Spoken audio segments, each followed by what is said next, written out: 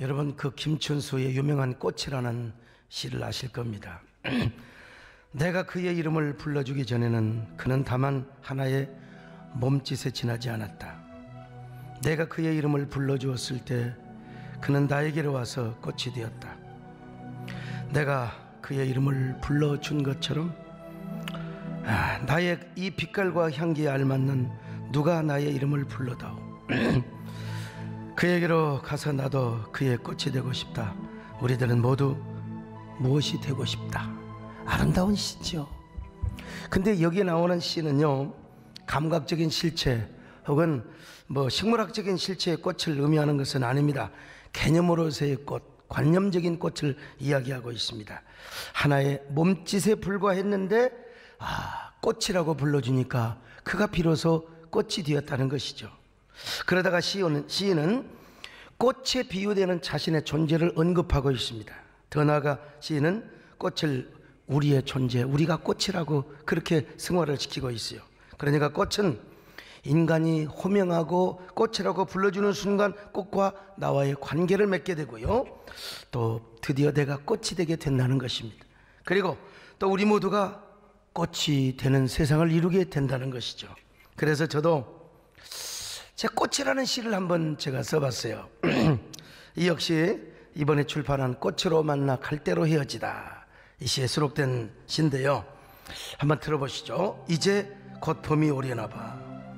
너는 웃고 있는데 난 이별의 말을 생각하고 있었던 거야. 겨울나무도 아무 말이 없어 숲속 나무 의자에 앉아 우리가 함께 지나온 시간들을 회상하는데 바람이 분다. 바람이 불죠. 꽃이 나만 홀로 남겨놓고 산을 내려가네. 나는 산에 있고 꽃은 마을로 간다. 제가 몇 주 전에 그 교회 뒷산을 가니까 벌써 연보령 진달래가 꽃몽오리를 딱 이렇게 맺고 있더라고요. 지금 이제 진달래가 져가고 있는 때 아닙니까? 제가 그 꽃몽오리를 보면서 제가 시를 쓴 거예요. 이제 곧 봄이 오려나 봐. 너는 웃고 있는데 난 이별의 말을 생각하고 있었던 거야. 여기서 말하는 꽃은 김춘수가 말하는 꽃과는 정반대의 꽃입니다.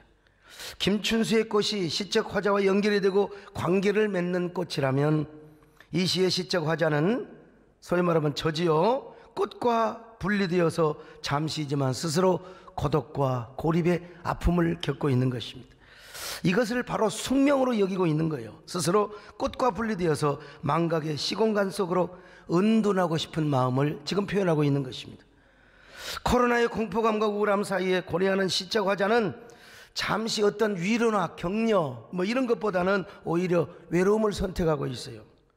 어느 곳으로도 피할 수 없고 누구도 믿을 수 없잖아요. 이런 폐허의 세상 속에서 혼자 지금 남기를 원하고 있는 마음이죠. 이건 내 자신도 그렇지만 오늘 현대인들을 지금 대표적으로 제가 지금 그 이미지화하고 있는 것입니다. 그런 의미에서 시인은 개인의 서정성만 읊조리는 것이 아닙니다. 시대를 품고 그리고 또 함께 아파하는 이런 제사장적 역할을 해야 돼요. 이런 마음을 시적 화자는 이렇게 이제 이어갑니다. 겨울나무도 아무 말이 없어 숲속 나무 의자에 앉아 우리가 함께 지나온 시간들을 회상하는데 바람이 분다. 지난 날을, 살아온 날을 회상해요. 바람이 불어와요. 여기서 시적 화자는 코로나 사태로 인하여 갈대처럼 헤어져 있어야만 하는 오늘 현대인의 우울한 감성과 고독, 정서의 격리를 지금 잘 형상화시키고 있습니다. 그런데 시가 여기서만 끝나면 시가 아닙니다. 여러분, 시는 반전이 있어야 돼요. 우울하게 끝나면 그 염세주의자로 끝나는 것이죠. 꽃이 다만 홀로 남겨놓고 산에 내려가 버리는 거예요. 그래서 얼핏 보면 꽃과 나는 완전히 분리가 되어 있네요. 꽃과 나는 완전히 헤어져 있다고 생각할지 몰라. 그런데 꽃이 어디로 가느냐? 다른 곳으로 가는 게 아니라 마을로 내려가는 겁니다. 그 마을은 지금 코로나로 인하여 우울해 있고 격리되고 있는 그런 마을 아닙니까? 자, 꽃이 나만 홀로 남겨놓고 산을 내려가네. 나는 산에 있고 꽃은 마을로 간다. 여러분 보세요. 시적 화자는 갈대로 헤어진 현대인의 대표자가 되어서 혼자 앉아있어요. 고립과 이별, 이 고독의 아픔을 지금 되씹고 있거든요. 그때 꽃이 어디로 가느냐? 마을로 데려가는 거예요. 꽃이 마을로 데려가면 어떻게 되겠습니까? 사람들에게 완전한 봄이 오게 하는 거 아니겠어요? 코로나 때문에 갈대처럼 헤어져 고립되고 황폐한 삶을 살아가고 있는 사람들 사이로 화사한 꽃이, 연분홍 꽃이 내려가니까 여러분 어떻게 되는 거예요? 사람들이 꽃이 되고 서로 꽃으로 만나는 거지요. 그러니까 시적 화자도 어쩔 수 없이 꽃과 합일이 되어서 어디로 가요? 꽃을 따라서 마을로 내려가 버릴 수밖에 없는 것입니다. 꽃으로 만나서 이제 꽃과 같은 아름다운 세상을 이루자는 이런 염원, 희망이 담겨 있는 거죠. 여러분, 이 시는요 서정으로만 끝나는 게 아니요 애언자적 요소가 있어야 됩니다. 그래서 이 시에는 여백이 있고 절제가 있고 안목이 있고 은닉이 있기는 하지만 그러나 분명한 희망의 메시지를 은닉해 놓고 있어요. 지금 사람들은 추운 겨울에 화려한 왕관을 쓰고 찾아온 코로나19 때문에, 저놈의 코로나19 때문에 어쩔 수 없이 갈대처럼 헤어졌습니다. 그리고 고독을 숙명으로 생각하고 살아가고 있어요. 그런데 오히려 꽃이 마을로 내려가니까 여러분, 시적 화자 제 마음도 마을로 내려가 볼 수가 밖에 없는 것입니다. 그리고 다시 마을에서 이제는 뭐요? 꽃으로 만나서 그리고 꽃으로 아름다운 사회를 이루고 있는 것입니다. 기나긴 나품의 겨울이 지나가요. 코로나19도 다 버린 후에 내쫓아버린 후에 사람들과 함께 꽃이 만개하는 화해의 봄이요, 그리고 희망의 봄이요, 미래의 봄을 지금 염원하고 노래하고 있는 것이요. 여러분, 시라는 게 이런 겁니다. 이렇게 함축이 있고 여백이 있고 은닉이 있어요. 그 은닉 속에 뭐가 이미지가 있는데 거기에는 바로 위로가 있고 희망이 있는 거예요. 자, 그러니까 여러분, 제 시집을 우습게 보면 안 된다 이거야. 대충 보면 안 된다 이겁니다. 얼마나 제가 정성을 들여 쓴 시인데, 어떤 사람은 코로나 때문에 짜증나고 분노하고 우울한 세상을 살아가고 있는데 아이고 뭐 사치스럽게 막 한가한 꽃 얘기를 하고 있느냐고, 이게 몰라서 하는 소리입니다. 여러분, 저는 지금 꽃 얘기를 하고 있는 게 아니라 꽃이라고 하는 그 이미지를 통해서 분노하고 짜증나고 우울한 사람에게 지금 제사장적인 위로를 하고 있다는 거예요. 시대의 아픔을 지금 감싸고 있다는 거예요. 그리고 코로나 이후에 우리가 서로 꽃이 되고 꽃으로 만나는 희망의 메시지를 선포하고 있다는 겁니다. 이게 여러분 진정한 시인의 역할이자 목사의 역할입니다. 지금 우울해, 따분해, 모든 게 지금 정말 스트레스 받아요. 온 세상 코로나 블루, 이 코로나 우울한 감성이 막 온 국민의 가슴을 드리우고 있는데, 아니 목사마저도 막 찍찍 짜고 말이요, 맨날 그냥 우울한 얘기만 하면 어떻게 되겠습니까? 이럴 때 밝은 감성과 희망의 메시지를 전해야지요. 그러니까 저는 이 대목에서 이런 노래를 안 부를 수가 없어요. 우리 남진 장로님도 이거 한번 불러보시죠. 아무튼요, 꽃이 피면 같이 웃고 꽃이 져도 같이 울던 알뜰한 그 사랑이, 봄날이 여러분 가면 안 됩니다. 봄날은 온다. 봄날은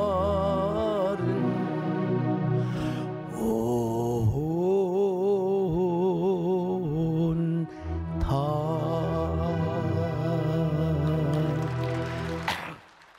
제가 지금 목이 잔뜩 잠겼는데, 목사님 그 가수 백설이와 좀 다르게 부른다고, 그건 제 마음이에요. 예. 제가 이선희의 감성으로 부릅니다.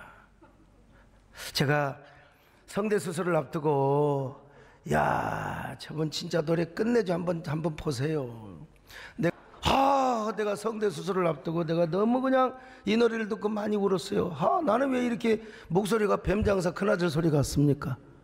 우리 좀 남자로 태어났으면 남진 장로님처럼 막 부른 척을 이래 좀 하면 좋을 텐데 왜 이럽니까 하면서 많이 울다가, 야, 성대 수술도 하나님의 은혜다 이놈아, 그러면서 제가 또 수술을 받은 적이 있었습니다만은, 오늘 본문은요 북왕국 이스라엘에 대한 멸망이요. 멸망. 왜 내가 또 열망이라고 그래요. 아무튼 오늘 본문은 북왕국 이스라엘에 대한 멸망을 선포하고 있습니다. 당시 북왕국 이스라엘은 최고의 국방력과 그리고 경제력을 자랑했습니다. 그러니까 사람들이 사치하고 방탕하고 다른 신을 섬기고 우상을 섬기며 방종에 빠져 살았어요. 자, 이사야 28편 28장 1절입니다. 시작. 에브라임의 술 취한 자들의 교만한 면류관은 화 있을진저 술에 빠진 자의 성 곧 영화로운 관같이 기름진 골짜기 꼭대기에 세운 성이요 쇠잔에 가는 꽃 같으니 화 있을진저. 자, 여기 에브라임 지파는 이스라엘 모든 지파를 지금 상징하고 있는, 대표하고 있는데, 이 에브라임이 너무나 잘 사니까 술 취하고 방탕하고 화려한 면류관을 썼네요, 세상에. 자, 그런데 그 영화로운 관이 쇠잔에 있어요. 화무시미롱이라 아무리 아름다운 꽃도 시비를 못 간다는 거요. 그 꽃의 면류관을 썼는데 그게 벌써 시들어가고 있는 거요. 그리고 그 면류관은 땅에 떨어지고 사람들이 밟혀 그냥 완전히 밟아버린다는 거요. 그럼 어떻게 되겠어요? 망하는 거죠. 자, 3절 봅니다. 시작. 에브라임의 술 취한 자들의 교만한 면류관이 발에 밟힐 것이라. 여러분, 이 말은 뭐요? 역사적으로 아수르에 의해서 북왕국 이스라엘이 망한다는 것입니다. 이때 이사야는 그들에게 회개의 메시지를 전하였지만 듣지를 않습니다.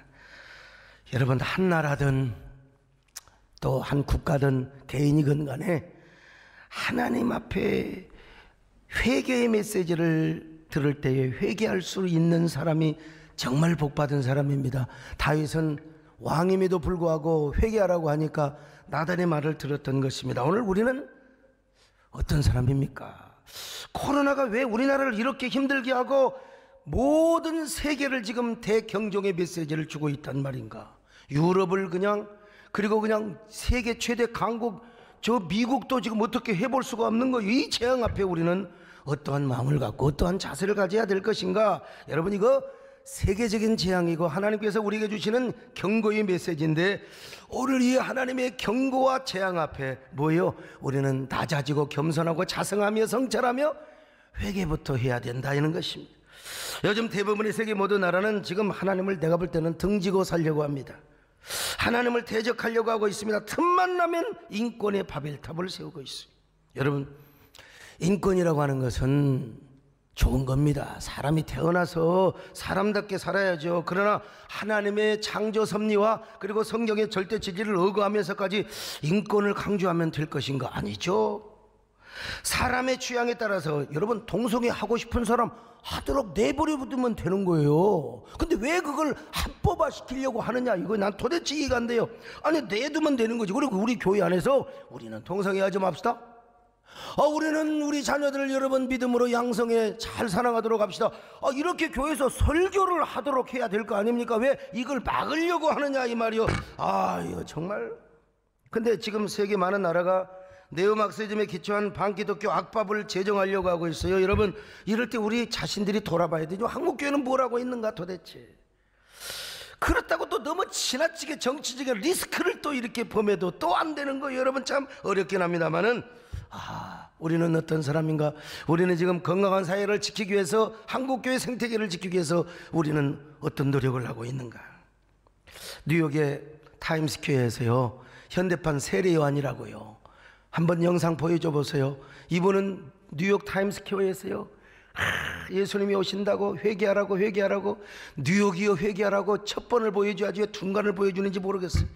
이거는 여러분 영상의 자기 마음대입니다. 여러분요, 처음에 보여줘야 그렇죠. 좋아요. 뉴욕시여 당신들의 죄악으로 하나님의 진노의 잔이 가득 차 있습니다. 나 이것 받고 진짜 여러분 이것 보고 은혜 받았어요. 여러분, 우리가 방에서 격리를 당한 채 수동적으로 있는 것만이 능사가 아닙니다. 우리가 하나님께 우리의 잘못을 돌이키고 회개하며 겸손한 삶을 살고 시대를 향하여 우리도 외칠 수 있어야 됩니다. 여러분, 그리고 성경적인 가치관과 세계관을 가지고 좀 반기독교적인 악법을 막는 분들이 좀 정치를 좀 많이 했으면 좋겠다, 이런 기도와 염원을 가져봅니다. 여러분, 나라를 위해서, 그리고 우리 한국교회를 위해서, 우리 또 대한민국의 미래를 위해서 기도할 수 있기를 바랍니다. 어느 민족도 그게나 결단할 때 있나니 참과 거짓 싸울 때에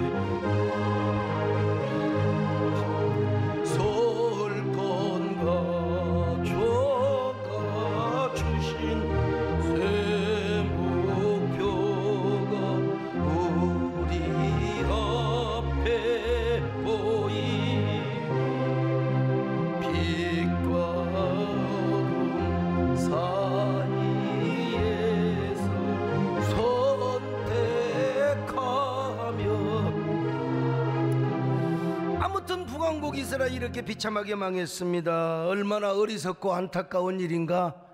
주여, 이 나라 이 민족은 그렇지 않게 하여 주시고 한국교회가 이 나라 이 민족을 반드시 지키게 하여 주시옵소서. 그러나 이스라엘이 이렇게 망하는 것으로만 끝나면 또 어떻게 되겠습니까? 오늘 5절에 보니까 위대한 반전의 메시지가 나와요. 이게 바로 당대의 복음입니다. 자, 이사야 28장 5절입니다. 시작. 그날에 만군의 여호와께서 자기 백성의 남은 자에게 영화로운 면류관이 되시며 아름다운 화관이 되실 것이라. 이제 하나님께서 자기 백성들의 남은 자에게 아름다운 면류관을 씌워주시고 화관을 씌워주시겠다는 거예요. 그들이 그토록 비참하고 그렇게 처참하게 망했지만 교만의 면류관이 벗어진 다음에 여러분, 하나님께서 그들에게 아름다운 화관을, 꽃 면류관을 씌워주신다는 거지요.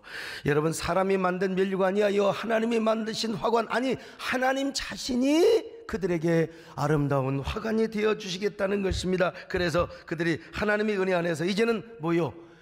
꽃이 되는 거지요. 꽃이 되어서 꽃으로 만나고 아름다운 꽃의 세상을 이루게 될 것이라 이 말입니다. 얼마나 귀한 축복입니까? 저는 이러한 축복이 우리 교회에 먼저 임할 수 있기를 바랍니다. 우리 한국교회에 임할 수 있기를 바랍니다. 이 나라 이 민족이 임하시기를 바랍니다. 이놈의 코로나 왕관이 빨리 사람들에게 밟혀버리고 사멸되어버리고 하나님이 씌워주시는 거룩한 화관을 쓰고 우리 모두 하나님을 경배하는 날이 왔으면 좋겠습니다. 할렐루야. 하나님께서 은혜를 베푸셔서 우리 자신이 꽃이 되는 거예요. 그리고 우리 모두가 아름다운 화관을 쓰고 교회당에 모여서 눈물로 하나님을 경배하며 찬양했으면 너무너무 좋겠어요. 하나님께서 속히 이런 날을 주시기를 바랍니다. 이런 은혜를 우리 모두에게 허락해 주시기를 바랍니다. 그러면 이런 은혜가 어떻게 임할까? 사실 이번 주간이 고난주간 아닙니까? 저는요, 예수 그리스도가 우리를 위하여 저주스러운 가시면류관을 써주셨기 때문에 이런 일이 가능하다고 봐요. 예수님이 십자가에 죽으실 때 어떻게 죽으셨을까요? 저주스러운 가시면류관을 쓰고 죽었습니다. 로마 군병들이 가시면류관을 만들어서 예수님의 머리에 씌워준 겁니다. 그럴 때 예수님의 머리에 피가 그냥 줄줄줄줄줄줄 흘러내린 거예요. 자, 요한복음 19장 2절로 3절입니다. 시작. 군인들이 가시나무로 관을 엮어 그의 머리에 씌우고 손으로 때리더라. 여러분, 이 얼마나 치욕스러운 장면입니까? 여러분, 저 모습을 보면 누구나 다 고개 숙이게 되어 있어요. 다 교만한 사람들, 세상의 허영과 사치에 그냥 방종으로 가득한 사람들, 저 모습 앞에는 여러분 다 누구나 아무리 교만한 목사, 교만한 장로도 고개를 숙이게 되어 있습니다. 여러분, 세상의 헛된 영광과 모든 사치 버리게 되어 있는 거요. 이번 한 주간 저 영상을 막 그냥 머릿속에 두시고 주님의 고난을 묵상하시기를 바랍니다. 주 달려 죽은 십자가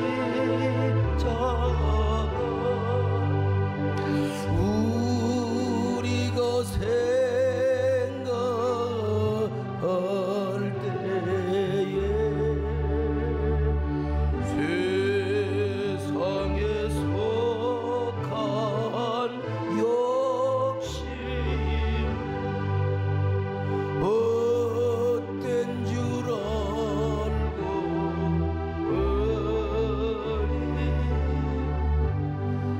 예수님이 저런 가시면류관을 쓰셨기 때문에 우리가 구원을 얻을 뿐만 아니라 우리 주님께서 우리에게 거룩한 화관, 아름다운 화관을 씌워주신다는 거예요. 이거 생각하면 자, 가슴이 진짜 먹먹하지요.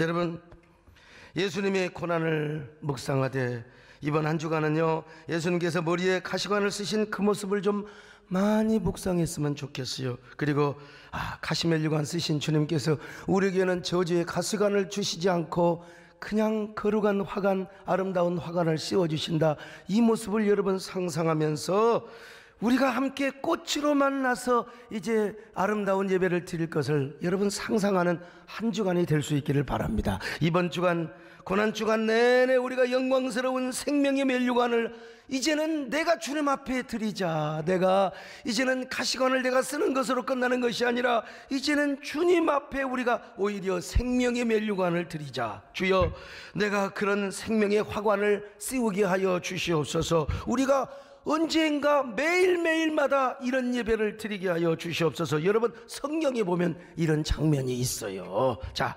요한계시록 4장 10절로 11절을 같이 봅니다. 시작. 24장로들이 보좌에 앉으신 이 앞에 엎드려 세세토록 살아계시는 이에게 경배하고 자기의 관을 보좌 앞에 드리며 이르되 우리 주 하나님이여 영광과 존귀와 권능을 받으시는 것이 합당하오니. 여러분, 이 하늘 보좌에 24장로들이 자기가 쓴 그 면류관을 벗어가지고 주님 앞에 올려드리지 않습니까? 찬양과 존귀와 영광을 주님만이 받기에 합당하십니다. 여러분, 얼마나 장엄한 모습입니까?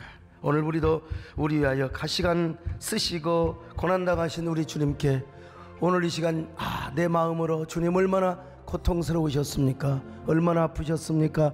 여러분 모두가 다 주님 앞에 생명의 면류관을 거룩한 영혼의 꽃다발을 주님 앞에 드린다고 생각하면서 주님께 존귀를 드리시기를 바랍니다.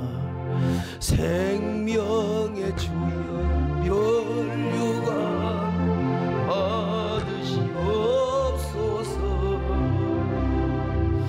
날 위해 쓰신 가시관 나 기억합니다. 저 겟세마네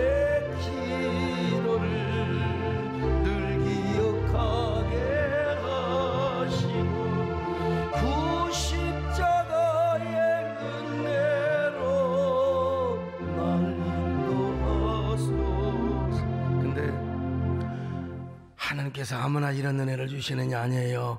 남은 자들에게만 주신대요. 남은 자. 자, 이사야 28장 5절입니다. 시작. 그날에 만군의 여호와께서 자기 백성의 남은 자에게 영화로운 면류관 남은 자에게 주신다는 거 아닙니까? 남은 자. 이사야서에는 남은 자 사상, 렘넌트 사상이 있어요. 자, 이사야 6장 13절입니다. 시작. 밤나무와 상수리나무가 배임을 당하여도 그 그루터기는 남아있는 것 같이 거룩한 씨가 이 땅에 그루터기니라 하시더라. 여러분 보세요. 이스라엘 백성들이 아무리 망하여도 반드시 역사의 그루터기를 남긴다는 겁니다. 옛날 시골에서 서울도 그런 나무 있었죠. 살구나무, 밤나무 이런 나무 있잖아요. 이 나무를 톱으로 썰어버려. 근데 이듬해 보면 거기서 싹이 또 트네. 그래서 또 그걸 발로 밟아버렸다. 그런데 그 순이 또 나와요. 이걸 뭐라고 하느냐? 거룩한 그루터기, 남은 자라고 하는 것입니다. 여러분, 이스라엘 백성들이 아무리 죄를 짓고 아무리 죄 때문에 망하고 심판을 당하여 다시는 소망이 없는 것처럼 보여 다 망했어. 근데 하나님은 그 역사의 그루터기를 남겨놓으신다는 것입니다. 그리고 그 그루터기에서 다시 새순이 나오는 것처럼 이스라엘의 역사를 이어가고 바로 그 역사를 통하여 예수 그리스도의 구속사를 이루어 가신다는 것입니다. 그러니까 여러분, 거룩한 씨와 거룩한 그루터기는 어떤 일이 있어도 멸망하지 않는다는 것입니다. 어떤 일이 있어도 망하지 않는다. 이런 은혜가 오늘 우리 모두에게 함께 하시기를 축원합니다. 망하지 않는다, 망하지 않는다. 여러분, 그래서요 이사야 선지자는 남은 자를 또 이렇게 표현하고 있습니다. 이사야 17장 6절입니다. 시작. 그러나 그 안에 주울 것이 남으리니 감람나무를 흔들 때에 가장 높은 가지 꼭대기에 과일 2-3개가 남은 같겠고 우성한 나무의 가장 먼 가지에 4-5개가 남은 같으리라. 이스라엘의 하나님 여호와의 말씀이니라. 여러분, 이게 무슨 말입니까? 옛날 시골에 모가 나무, 감나무가 있어요. 가을이 되면 감을 따고 모가를 땁니다. 저는 어릴 때 나무를 잘못 탔어요. 우리 바로 위에 형님은 완전히 원숭이야, 원숭이급이야. 그래가지고 옛날 딱따구리가 집 지어놨잖아요. 그러면 거기 올라가서 알을 딱 갖고 와요. 또 뭡니까? 까치 집에 가서 여러분 그 꼭대기 가서 알을 가져와요. 그 알은 누가 먹느냐? 제가 먹죠. 얼마나 나무를 잘 타시든지 감나무 저 꼭대기까지 가서 감을 다 땁니다. 손으로 다 따요. 갖고 석작으로 딱 내려와요. 그걸 또 제가 받아서 먹는 거죠. 나무 진짜 잘 탔어요. 근데 원숭이가 아닌 한 진짜 꼭대기 있어요. 그 꼭대기 올라오면 여러분 부러져 떨어져 죽습니다. 근데 거기는 못 따요. 그래서 이 홍시가 몇 개 달려 있어. 그 나중에 까치가 먹지요. 그런 것처럼 아무리 감을 닫다고 모가를 닫다도 저 꼭대기에 몇 개 달려 있는 것처럼 하나님은 반드시 남은 자를 준비해 주시고 예비해 주시겠다는 것입니다. 오늘 이 자리에 계신 여러분 모두가 다 남은 자가 되시기를 축원합니다. 오늘 온라인 예배에 많은 분들이 참여하고 계시는데 오늘 이 온라인 예배에 참여하신 여러분들로 여러분 귀한 남은 자가 되시기를 주의 이름으로 축원합니다. 그럼 어떤 자가 남은 자냐 이 말이요. 무슨 일이 있어도 변절을 하지 말아야 돼요. 변절. 오직 하나님만 섬겨야 돼요. 어떤 유혹 속에서도 다른 신 섬기지 말고 마음을 다하고 성품을 다하고 힘을 다하여 주 하나님 여호와를 섬기는 사람이어야 됩니다. 그 어떠한 환난과 재앙과 역경이 와도 주님만을 섬기겠습니다. 경건하게 살겠습니다. 죄짓지 않고 살겠습니다. 하나님을 따라 살겠습니다. 언제나 경건하고 말씀에 순종하며 살겠습니다. 여러분, 이런 사람에게 하나님은 아름다운 화관을 씌워주시겠다는 거예요. 아니, 하나님께서 우리 자신들의 화관이 되어 주시겠다는 거예요. 그리고 우리로 하여금 하나님의 역사를 이루어 가시겠다는 것입니다. 여러분, 얼마나 은혜스럽습니까? 그러니까 남은 자는 어떤 사람이냐? 주인공이요. 주인공. 우리 남진 장로님 수십 번의 영화에 나가서 뭐 이쁜 여자하고 뭐 안아보고 얼마나 진짜 우리 장로님은 뭐 원 없는 삶을 사셨어요. 윤정여고도 하셨고 뭐 다 이렇게.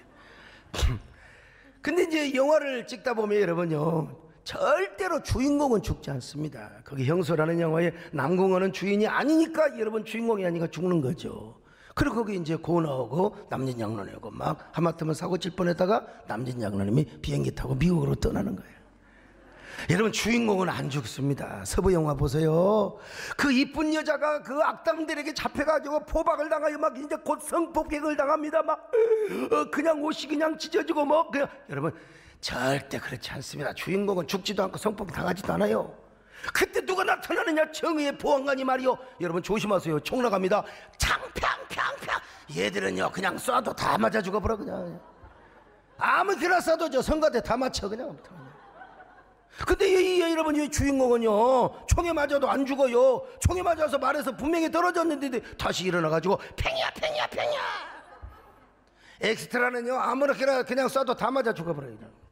오늘 여러분들의 이 시대의 남은 자가 되시기를 축원합니다. 이 시대의 역사의 주인공이 되시기를 축원합니다. 그러기 위해서 우리가 꽃이 돼야 되잖아요. 주님을 나의 통산으로 삼으시고 그 아름다운 꽃으로 피어나야 돼요. 그리고 그 꽃송이를 꺾어다가 이제 우리가 주님의 제단에다가 향내나는 제단에다가 주님 앞에 드려야 돼요. 그리고 그 꽃으로 화관을 만들어서 우리 주님의 머리에 씌워준다는 사람들, 이런 거룩한 남은 자, 축복된 주인공들이 되시기를 축원합니다. 아멘. 축원합니다. 주님 예수 나의 동서 내 마음속에 통역한 아침 햇살 가득한 곳 활짝 피는 백합 같아 그 어서 이 생명도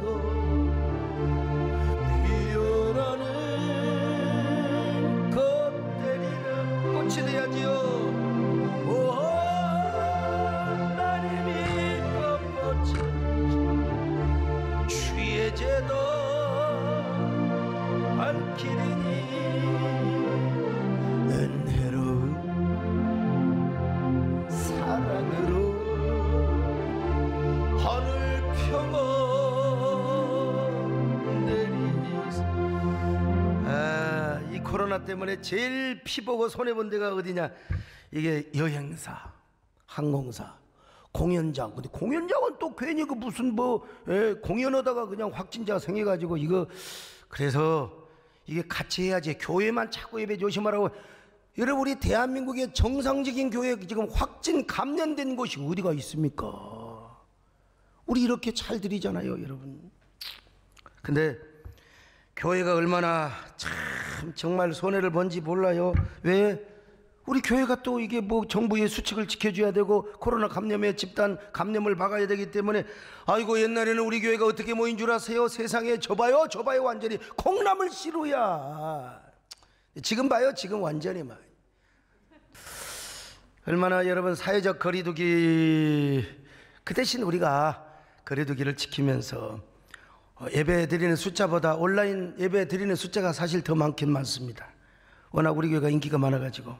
그럼에도 불구하고 이런 상황에서도 끝까지 믿음을 잃지 않고 주님을 섬기는 사람은 이 시대의 남은 자입니다. 교회를 나오든 가정에서 온라인 예배를 드리든 끝까지 주님을 섬기는 믿음을 잃지 않고 경건하게 살아가는 사람들, 이런 사람이 누구냐? 남은 자라 이 말이요. 오늘 이 시대에 여러분 모두가 남은 자가 되시기를 주의 이름으로 축원합니다. 예수 그리스도의 남은 고난에 동참하며 더 지옥의 십자가를 짊어지고 영문 밖으로 나가는 사람, 사명의 십자가를 잘 짊어지고 주님이 감동하실 때마다 헌신의 기회를 놓치지 않고 끝까지 주님께 헌신하며 사명의 길로 걸어가는 사람들, 마지막까지 예배의 목숨을 거는 사람들, 이 시대의 거룩한 그루터기요. 바로 이런 사람이 드리는 예배는 하나님께 제물이 되고 향기로운 예물이 되어서 하나님 예배를 받으시고 우리 지역사회와 경기도와 이 나라를 축복합니다. 이거 여러분 아셔야 돼요. 예배는 신성한 겁니다. 예배는 하나님 앞에 가치 있는 거요. 그러므로 나는 이거 예배를 전적으로 쉬는 교회는 안 된다고 봅니다. 소수라도 모여서 예배를 드려야 돼요. 이걸 아는 사람들은, 지역사회 주민들이, 국민들이 우리에게 이런 부탁을 해야 돼요. 사실은 여러분, 우리는 예배 못 가지만, 우리는 믿음이 없어서 교회 못 가지만은 여러분들이라도 예배를 잘 드려서 이 나라의 코로나가 물러가도록 기도해 주시기를 바랍니다. 당신들의 예배를 통하여 이 민족이 잘 되도록 기도해 주시기를 바랍니다. 여러분, 성경에 보니까 다리오 왕이 유다 백성에게 이런 부탁했잖아요. 번제물을 성전 지을까지 다 대주면서 제발 유다의 제사장들은 나와 왕자들을 위하여 기도해 주시기를 바랍니다.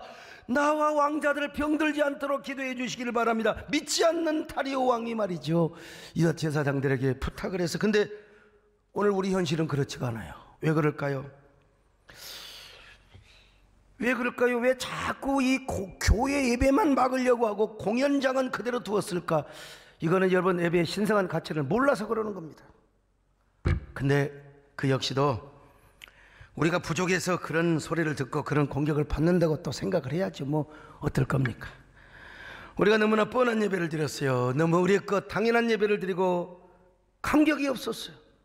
우리가 너무 예수 그리스도의 고난을 묵상하지 않고 그 고난에 참여하지 못해서 그럴 수도 있고요. 아니면 우리 신앙이 너무 세속화되었어요. 너무 물량화되었고요. 그래서 이 시대의 거룩한 항체와 저항인자 역할을 못했어요. 우리가 진짜 신령과 진정으로 하나님께 예배를 드렸고 마음을 다하고 성품을 다하고 힘을 다하여 사랑으로 우리가 주님 앞에 예배를 드리며 지옥의 십자가를 지고 영문 밖으로 나아가서 세상에 나가서도 빛과 소금의 역할을 제대로 감당했다면 이런 소리는 안 들을 거예요. 그러나 여러분, 세상에 모르고 우리는 그렇게 신앙생활했어. 하나님밖에 모르고 우리는 이웃의 생명을 존중해서 우리가 정말 이렇게 간격도 잘 유지하면서 온라인 체제로 바꿨어요. 그런데도 욕을 한다. 그것은 우리의 상급입니다. 여러분, 그건 우리의 상급이고 하나님이 보상해 주실 줄로 믿습니다. 여러분, 그러므로 여러분이 하나님 앞에서 진정한 남은 자가 되기 위해서는 이번 주간 여러분 고난의 묵상을 잘 하시길 바랍니다. 특별히 머리에 가시멜용관을 쓰신 주님을 바라보시기 바랍니다. 그리고 이번 한 주는요, 이런 생각 좀 해보세요. 내가 우리 주님을 위하여 가시멜용관을 쓰신 주님께 어떻게 하면 내가 거룩한 화관을 씌워드릴 수 있을 것인가? 내가 어떻게 가시멜용관을 쓰신 주님 앞에 생명의 면류관을 씌워드릴 것인가? 한번 생각해 보세요. 그것이 무엇일까요? 마음에서 솟구치는 우리의 눈물일까요? 입술에서 나오는 우리 낙헌제의 찬양일까요? 아니면 우리의 눈물의 결정체인 작은 물질일까요?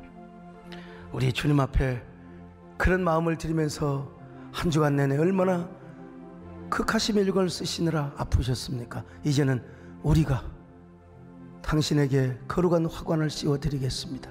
이렇게 고백하고 다짐하는 여러분 되시기를 바랍니다. 생명의 주여 면류관 받으시옵소서.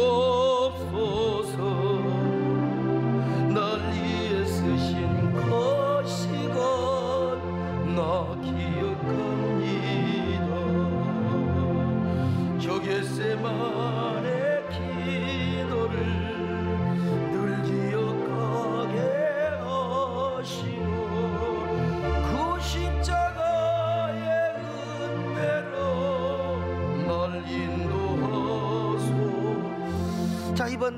고난 주간이 지나가면 부활주일을 맞습니다. 저는요, 다가오는 부활주일에 온라인 예배 드릴 분은 그대로 드리세요. 그러나 마음에 조금 감동이 되신 분은 제가 볼 때는 조금 더 앉을 수 있어요. 예, 이 5m 간격 3m로 줄이고 조금 더 앉을 수 있어요. 그래서 우리가 정부가 요구하는 7대 수칙을 반드시 지키면서 또 이 표시되어 있는 자리만 앉으면 돼요. 그래서 조금 더 와도 되겠다, 이런 마음을 가져봅니다.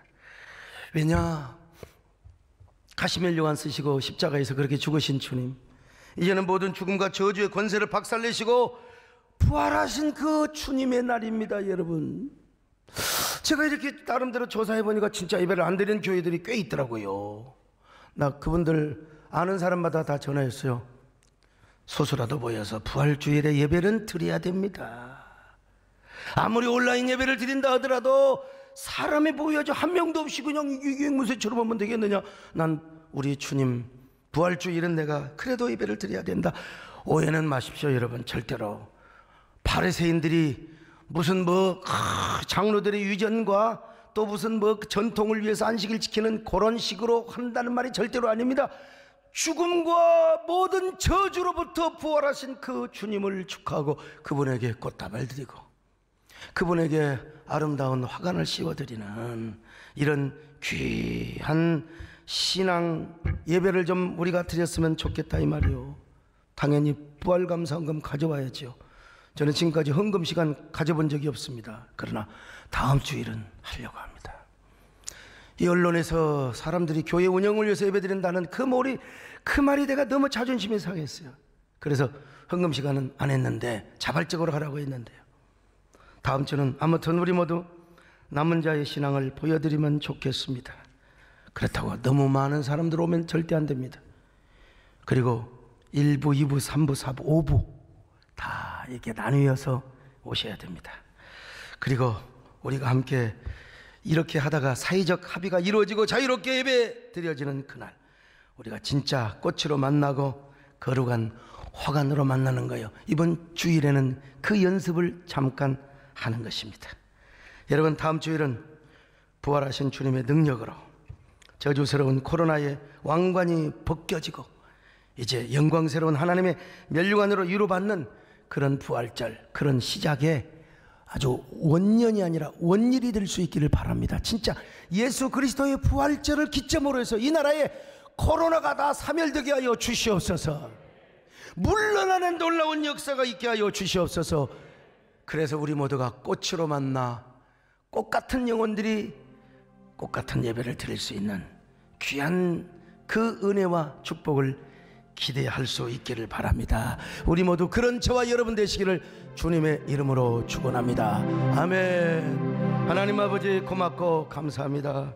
오늘 이렇게 우리가 진짜 예수 그리스도 안에서 우리 모두가 꽃이 되게 하시고 또 꽃으로 만나게 하시고 또 꽃으로 피어나며 또 우리의 꽃을 하나님 앞에 드려서 주님의 제단에 향내나게 하여 주시고 주님의 거룩한 머리에 화관을 씌워드리는 귀한 저희들 되게 하여 주시옵소서.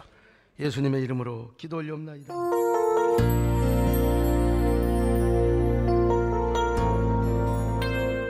안녕하세요. 오교구 이은미 집사입니다.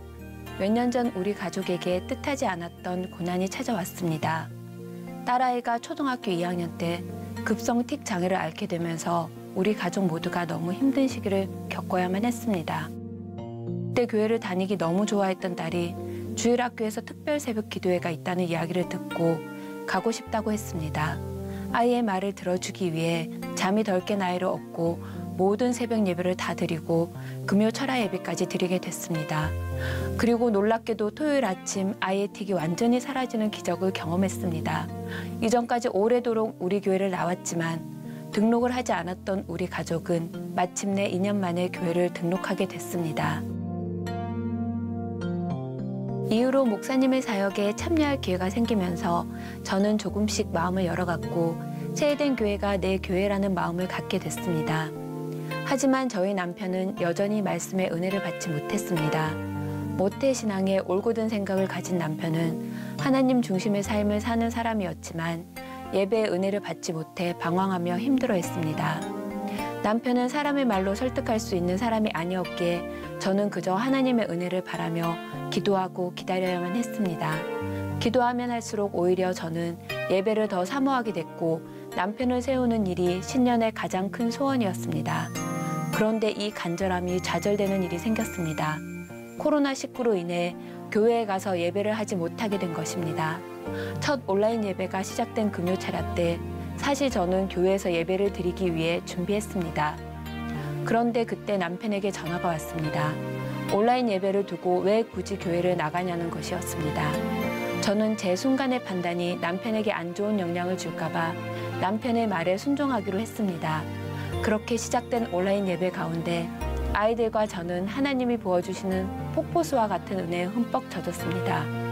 찬양이 끝나고 기도가 시작되자 초등학교 2학년인 재원이가 저와 함께 주님을 외치며 울며 기도를 한 것입니다. 그 모습을 보고 저와 서연이는 온라인으로 드리는 예배 가운데도 하나님의 큰 은혜가 임한다는 것을 알게 되었습니다. 그렇게 시작된 온라인 예배는 저희 가정의 삶의 일부가 되었습니다. 생중계되는 모든 예배 시간에 유튜브를 틀어놓고 아이들과 생활을 하기 시작했습니다. 그러자 주일 2부 예배만 드리던 남편이 자연스럽게 일찍 오는 날은 수요 예배, 금요 철야 예배, 그리고 주일 저녁 예배까지 함께 드리게 됐습니다. 그렇게 온 가족이 집중해서 온라인 예배를 드리며 남편은 조금씩 변해가기 시작했습니다. 딸과 함께 새벽 기도를 드리는데 남편이 목사님께서 설교를 하시냐며 자기도 새벽 예배를 드릴 테니 깨워달라는 것입니다. 그렇게 남편이 새벽 예배에도 동참하게 되는 감동의 순간이 찾아왔습니다. 설교가 끝날 때쯤 온라인 헌금 안내를 듣던 남편이 갑자기 목사님께서 많은 일을 하시는데 혹시 헌금이 부족하지 않을까 걱정을 하는 것입니다. 그러면서 교회에서 코로나19 피해 지역을 위한 모금이 없냐며 교회를 통해 구제할 수 있도록 알아봐 달라는 것입니다. 그리고선 남편은 적은 돈이지만 교회 일에 쓸 수 있게 지금 당장 헌금을 하라며 제게 건넸습니다. 그리고 지난 2월 중순 목사님께서 교회가 탄압을 받자 이재명 도지사를 만나 긴급 간담회를 가지신 기사를 보더니 제게 이런 문자를 보내왔습니다. 요즘 들어 목사님에 대해 잘못 생각했던 것들을 자책하게 된다며 지금 이 시대에 목사님 같은 분이 귀함을 느끼게 되었다는 것입니다. 그리고 남편은 목사님께서 코로나 이후 교회를 대비해야 한다는 말씀을 듣고 앞일을 내다보시는 깊은 해안에 탐복했습니다. 삶이 아무리 아파도 꽃은 피어납니다 라는 말처럼 코로나19로 인해 교회가 핍박받고 예배를 드리지 못하게 되는 상황에서 저희 가족에게는 온라인 예배를 통해 가장 큰 축복인 온전한 예배의 은혜를 경험했습니다. 그리고 우리 가족은 신음 속에 응답하시는 하나님을 보았기에 이제는 그 하나님을 의지하며 하나님 나라의 가장 큰 일꾼으로 쓰임받기를 간절히 소망합니다. 이런 은혜를 경험케 하신 하나님께 모든 영광을 올려드립니다. 감사합니다.